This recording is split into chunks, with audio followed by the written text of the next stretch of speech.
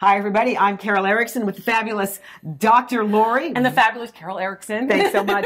And we've got more of your viewer questions. You know, cedar chest. I thought you could just throw stuff in there to save it. Apparently not. Coming right up.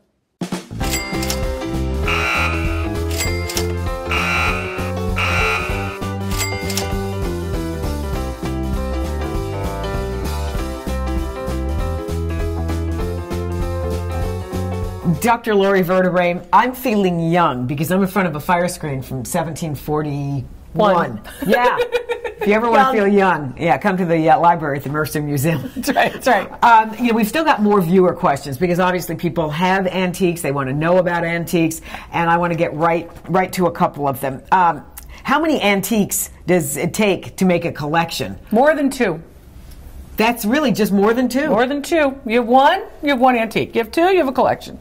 Now, most people think of collections as, oh, I've collected in a particular category. They have to be like objects. So earrings, jewelry, beaded purses, atlases, dictionaries, whatever it might be. And is that a legal term, a collection? Or? Oh, I don't know if it's a legal term, but with many, many years in major museums, basically, when we think of a collection, it can be very diverse, all different things under one roof kind of thing. Or you can also have specific categorical collections. As curators and directors in museums, we are taught to collect in a category. So I always teach our viewers, collect in a category because it increases value. And you also teach a lot on your website. Give us the website. drloriv.com, where you can also get appraisals. Oh, yeah, it's fabulous. All right, here's another question. Where should I store my textiles? In a wooden cedar chest, a chest of drawers, and my question, are all these old linen things from great-grandparents worth anything? Sometimes they can be valuable. Old samplers, for example, quilts, for example. Some pieces of tatting can be very valuable. Think about cedar chests and the fact that cedar is there to repel bugs, right? That nice cedar smell. Well, that smell will also be sort of taken in like a sponge if you have textiles. And do you want that or not? No, you usually don't want any kind of odor to be attracted to your textiles. So I always say if you're going to store in cedar chests, because they were intended for storage, put them in a white cotton pillowcase first, or a white cotton cloth of some sort, and then put them in. You're creating a barrier from the wood, because wood will off-gas. All right, and a lot of us would say, there's a big trash bag. That's perfect. No moisture will get on this. You don't do that. I like plastic tubs for if you're putting something in the basement. Okay, so you put all of your collectibles or such that you're not displaying at that particular point in the basement because they repel bugs and they don't introduce moisture, God forbid, if you have a flood. Right. But when it comes to a cedar chest, you don't always want to put a plastic bag inside too because it can detain moisture. Okay, good to know. And then just antique furniture. A question about antique furniture because, you know, the heating and cold in your house and back and forth, contraction, expansion. We've got this great clock, which we're going to do another segment on. But here's an old wooden piece. Do you just leave it in the house with your stuff from IKEA? Museums are usually at 55% humidity, right? It's not too humid in the museums usually. Right.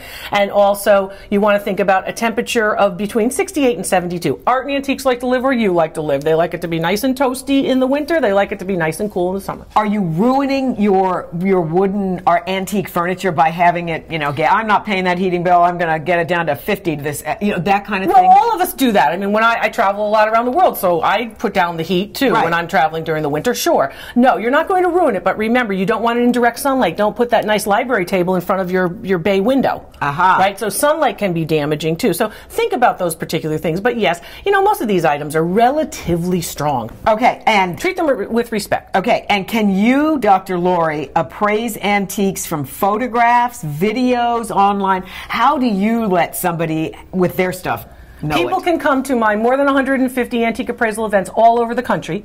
They can send a video. They can have a video FaceTime or Skype chat with me showing their antiques. One of the most popular ways now with advanced technology, we're all talking to each other all the time. Or they can just send a photograph if they want to do that too. And I appraise them all different ways. Why can I do this? Because of background, education, experience, evaluating lots and lots of objects.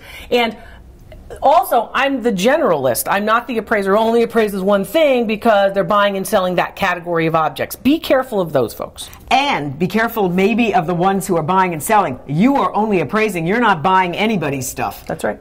Okay. That's right. Because you need to know that value so then you can make an intelligent conversation or negotiation with that person who wants to buy and sell. Yes. Okay. Yeah. And buying sellers are not bad people. They're just people who have a different agenda than I do. I'm here to tell you the value so you can make a good determination. And if I were an appraiser, I might be the one who says, oh, they don't know what they've got there. I'm going to buy it. They aren't appraisers, see? Right. Okay. But they do that. They do that. Okay. Well, I figured. So you're right. Yeah. Okay. Yeah. Well, so, good but to know. you have lots of information here, and you have a resource at drloriv.com. Absolutely. Dr. Lori, thank you so much. We're just loving it here in Doylestown at the Mercer Museum Library. It's beautiful. All right. And we'll see you next time on Value This with Dr. Lori.